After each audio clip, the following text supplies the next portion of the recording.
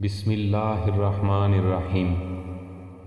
ہمارے پیارے نبی صلی اللہ علیہ وسلم نے فرمایا، شان نزول نبی کریم صلی اللہ علیہ وسلم غزوہ بدر میں حاضر ہونے والے صحابہ کرام رضی اللہ عنہم کی بہت عزت کرتے تھے۔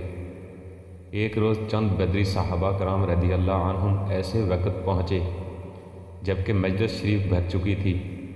انہوں نے حضور اقدس صلی اللہ علیہ وآلہ وسلم کے سامنے کھڑے ہو کر سلام عرض کیا۔ حضور پر نور صلی اللہ علیہ وآلہ وسلم نے جواب دیا۔ پھر انہوں نے حاضرین کو سلام کیا تو انہوں نے جواب دیا۔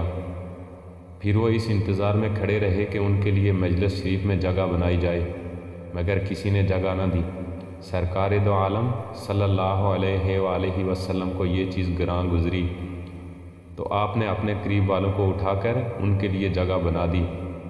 اٹھنے والوں کو اٹھنا شاق ہوا تو اس پر یہ آیات کریمہ نازل ہوئی اور ارشاد فرمایا گیا، اے ایمان والو، جب تم سے کہا جائے کہ مجلسوں میں جگہ کشادہ کرو تو جگہ کشادہ کر دو، اللہ تعالیٰ تمہارے لیے جنت میں جگہ کشادہ فرمائے گا۔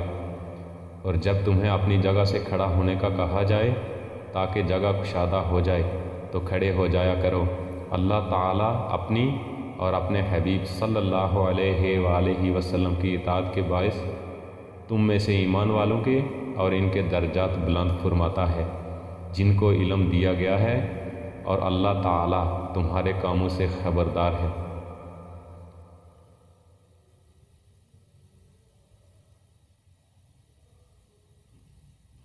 سید المرسلین صلی اللہ علیہ وآلہ وسلم نے فرمایا، جن سے تم علم حاصل کرتے ہو ان کے لیے عاجزی اختیار کرو، اور جن کو تم علم سکھاتے ہو ان کے لیے بھی تواضع اختیار کرو، اور سرکش عالم نہ بنو۔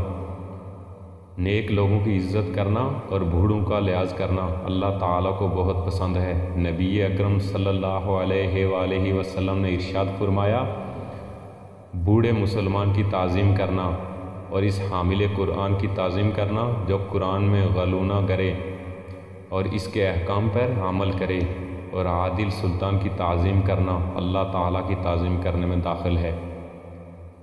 خوش نصیب ہیں وہ لوگ جو علماء، مشائخ و دینداروں کی عزت کرتے ہیں، اور بد نصیب ہیں وہ لوگ جو آزادی کے نام پر علماء اور دینداروں کا مذاق اڑاتے اور اپنی آخرت برباد کرتے ہیں۔ مجلس کے آداب میں یہ بات شامل ہے کہ جو شخص پہلے آ کر بیٹھ چکا ہو اسے اس کی جگہ سے نہ اٹھایا جائے سوائے کسی بڑی ضرورت کے، یا یوں کہ اہم حضرات کے لیے نمایاں جگہ بنا دی جائے، جیسے دینی و دنیوی دونوں قسم کی مجلسوں میں سرکردہ حضرات کو سٹیج پر یا سب سے آگے جگہ دی جاتی ہے، اور ویسے یہ ہونا چاہیے کہ بڑے اور سمجھدار حضرات سننے کے لیے زیادہ قریب بیٹھیں۔ نبی کریم صلی اللہ علیہ وآلہ وسلم نے ارشاد فرمایا، تم میں سے جو لوگ بالغ اور عقل مند ہیں انہیں میرے قریب کھڑا ہونا چاہیے۔ یہاں موضوع کی مناسبت سے علم اور علماء کے فضائل ملاحظہ ہوں۔ ایک ساتھ علم حاصل کرنا ساری رات قیام کرنے سے بہتر ہے۔ علم عبادت سے افضل ہے۔ علماء اسلام کی حیات اور دین کا ستون ہے۔ علماء زمین کے چراغ اور انبیاء کرام علیہ السلام کے وارث ہیں۔ مرنے کے بعد بھی بندے کو علم سے نفع پہنچتا رہتا ہے۔ ایک فقیہ شیطان پر 1000 عابدوں سے زیادہ بھاری ہے۔ علم کی مجالس جنت کے باغات ہیں۔ طلب میں کسی راستے پر چلنے والے کے لیے اللہ تعالیٰ جنت کا راستہ آسان کر دیتا ہے۔